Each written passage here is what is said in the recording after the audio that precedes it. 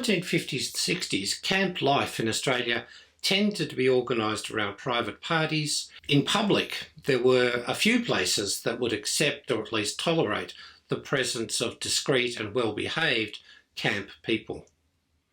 In the 1970s, gay liberation erupted, which had a very different attitude to the world and wanted to be seen and to make sure that the world saw what it was doing and who gay people were.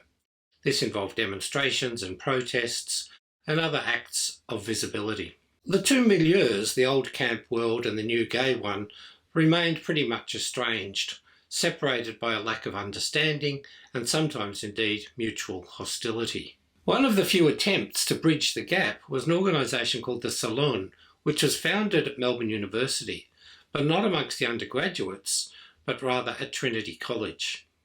The Salon was very much a gentleman's club, all male, admission by membership, and prone to kind of swishy and very private parties of their own. As a result of this, it was dismissed by many liberationists as elitist and even reactionary. But that is in fact not really what it was trying to do at all.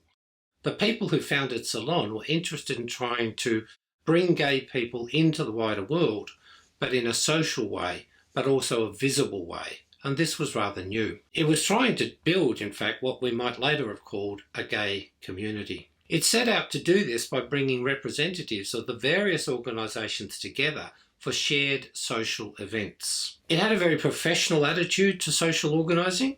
Social groups, they thought, should have membership and constitution.